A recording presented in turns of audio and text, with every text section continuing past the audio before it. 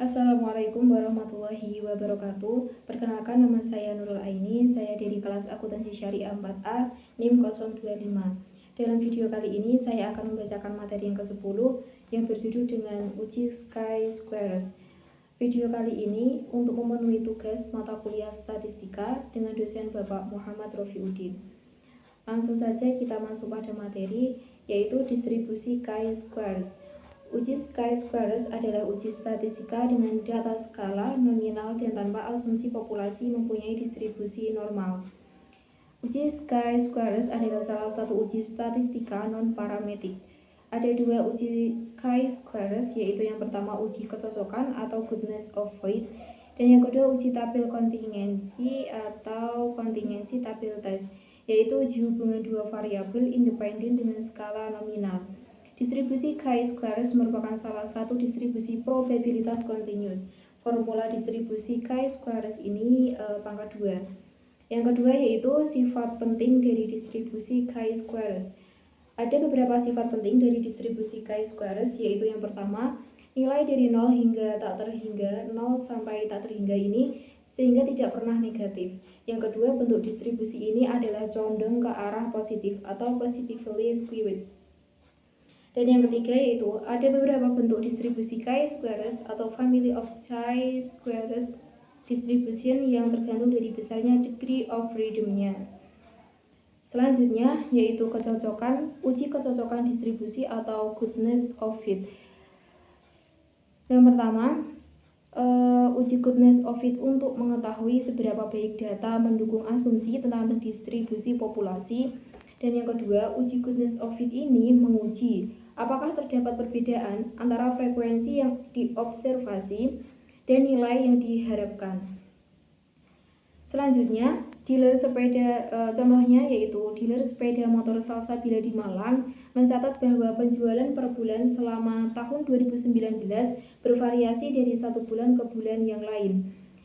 Contohnya sebagai berikut: bulan Januari volume penjualan sebanyak 140, bulan Februari sebanyak 120, Maret sebanyak 125, April sebanyak 130, Mei sebanyak 145, Juni sebanyak 133, dan selanjutnya bulan Juli sebanyak 100, bulan Agustus sebanyak 108, bulan September sebanyak 150, Oktober sebanyak 124, November 125, dan terakhir yaitu bulan Desember sebanyak 160. Nah, berdasarkan data penjualan bulanan tersebut, apakah bisa disimpulkan bahwa penjualan sepeda motor tidak sama per bulannya? Jadi sebagai berikut, membuat hipotesis nol dan hipotesis alternatif. HO, tidak ada perbedaan penjualan bulanan tahun 2019 atau distribusi uniform. HA, ada perbedaan penjualan bulanan tahun 2019 atau bukan distribusi uniform. Kemudian memilih tingkat signifikan yaitu 5%, uji statistik Chi-Squares dengan asumsi frekuensi yang diharapkan sama.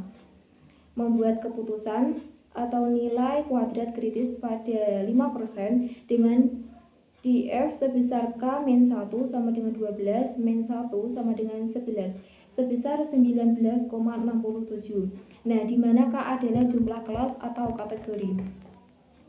Selanjutnya yaitu tabel dan rumus yang sudah dipaparkan di PPT, kemudian keterangannya, nilai kuadrat hitung 24,64 lebih besar dari kuadrat kritis 19,67, sehingga kita menolak hipotesis 0.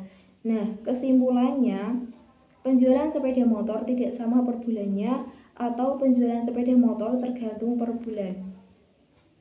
Tergantung bulan. Selanjutnya yaitu slide ke-8, survei sebanyak 400 rumah tangga. Slide 8 yaitu uji kecocokan distribusi dengan frekuensi tidak sama.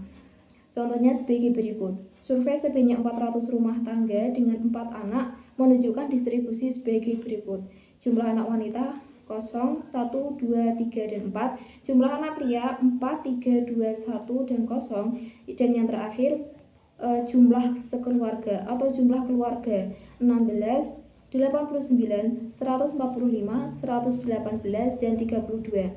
Nah, apakah kita bisa menyimpulkan bahwa kelahiran anak wanita dan pria mempunyai probabilitas atau kemungkinan sama dengan 5%? Kesimpulannya, membuat hipotesis nol dan hipotesis alternatif. HO tidak ada perbedaan probabilitas kelahiran anak wanita dan pria, dan HA ada perbedaan probabilitas kelahiran anak wanita dan pria. Kemudian kita memilih tingkat signifikansi yaitu 5%.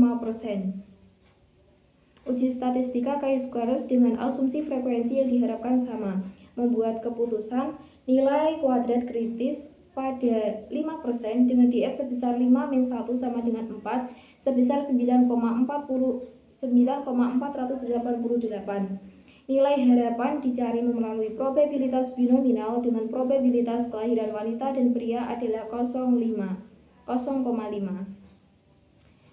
Datanya sudah dipaparkan di PPT. Langsung saja saya akan melanjutkan yang slide ke-11. Nilai kuadrat hitung 9,817 lebih besar nilai kuadrat kritis 9,488 sehingga menolak hipotesis nol. Kesimpulannya bahwa probabilitas kelahiran anak wanita dan pria itu tidak sama. Nah, ini diagramnya juga sudah dipaparkan di PPT. Langsung saja saya melanjutkan materi yang selanjutnya, yaitu uji hubungan antara dua variabel skala nominal atau tabel kontingensi.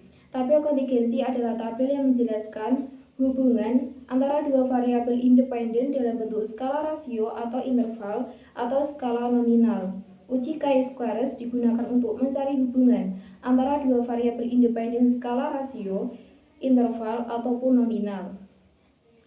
Selanjutnya yaitu uji hubungan antara dua variabel skala nominal dan tabel kontingensi, atau kelanjutan dari slide sebelumnya, yaitu adapun prosedurnya sebagai berikut. Yang pertama, membuat hipotesis nol dan hipotesis alternatif. Dengan HO tidak ada hubungan antara variabel independen dan HA ada hubungan antara variabel independen. Selanjutnya menentukan uji statistika chi-squares, dan yang terakhir membuat keputusan. Chi-squares kritis berdasarkan dan DF sebesar B-1 K-1 di mana B menunjukkan banyaknya baris dan K menunjukkan banyaknya kolom. Chi-squares mempunyai rumus total frekuensi baris dikali total frekuensi kolom dibagi total baris dalam kolom. Selanjutnya, sebagai contohnya, Direktur Pemasaran koran berskala nasional ingin mengetahui hubungan antara lokasi tempat tinggal pelanggannya dengan berita yang dibaca pertama kali. 1000 sampel diambil secara acak di seluruh Indonesia. Lihat tabel kontingensi. Apakah kita bisa menyimpulkan bahwa terdapat hubungan antara lokasi tempat tinggal dan berita yang dibaca sama dengan 5%? Jadi, tabel kontingensi hubungan antara lokasi tempat tinggal dan pelanggan serta berita yang dibaca. Tempat tinggal untuk kota dalam berita politiknya sebanyak 190, dalam berita ekonomi sebanyak 124, dan dalam berita lain-lain sebanyak 70. Kemudian daerah urban dalam berita politiknya sebanyak 135, berita ekonominya sebanyak 112, dan dalam berita lain-lain sebanyak 81. Dan yang terakhir yaitu dalam perdesaan. Dalam berita politiknya sebanyak 110, berita ekonomi sebanyak 90, dan berita lain-lain sebanyak 88. Nah, adapun prosedurnya itu sebagai berikut. Yang pertama, membuat hipotesis nol dan hipotesis alternatif. HO tidak ada hubungan antara lokasi tempat tinggal dan berita yang dibaca. HA ada hubungan antara lokasi tempat tinggal dan berita yang dibaca. Dan yang kedua, menemukan besarnya 5%. Yang ketiga, menentukan menunjukkan uji statistika chi-squares. Dan yang terakhir, membuat keputusan.